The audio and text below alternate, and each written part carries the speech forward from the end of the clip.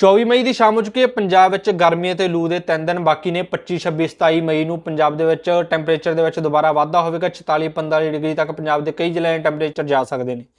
ਇਹਨਾਂ 3 ਦਿਨਾਂ ਦੌਰਾਨ ਦਰਮਿਆਨੇ ਤੋਂ ਤੇਜ਼ ਰਫ਼ਤਾਰ ਦੀਆਂ ਪੱਛਮੀ ਹਵਾਵਾਂ ਵਗਣਗੀਆਂ, ਜਿਸ ਦੇ ਚੱਲਦੇ ਲੂ ਦਾ ਅਹਿਸਾਸ ਪੂਰੇ ਪੰਜਾਬ ਦੇ ਵਿੱਚ ਹੋਵੇਗਾ। ਉਸ ਤੋਂ ਬਾਅਦ 28 ਮਈ ਤੋਂ ਦੁਬਾਰਾ ਜਿਹੜੀ ਪੁਰੇ ਦੀ ਹਵਾ ਵਾਪਸੀ ਕਰੇਗੀ, ਜਿਸ ਦੇ ਨਾਲ ਨਮੀ ਦੇ ਵਿੱਚ ਵਾਧਾ ਹੋਵੇਗਾ ਤੇ 29, 30, 31 ਮਈ ਦੌਰਾਨ ਪੰਜਾਬ ਦੇ ਜ਼ਿਆਦਾਤਰ ਹਿੱਸਿਆਂ ਦੇ ਵਿੱਚ ਹਲਕੇ ਤੋਂ ਦਰਮਿਆਨਾ ਮੀਂਹ ਹੈ ਜਿਹੜਾ ਦੇਖਣ ਨੂੰ ਮਿਲ ਸਕਦਾ ਹੈ। ਬਾਕੀ ਡੇਲੀ ਪੰਜਾਬ ਦੇ ਮੌਸਮ ਦੀ ਜਾਣਕਾਰੀ ਲਈ ਜੁੜੇ ਰਹੋ ਸਕਾਈ ਨਾਰਥ ਵੈਦਰ ਚੈਨਲ ਦੇ ਨਾਲ। ਧੰਨਵਾਦ।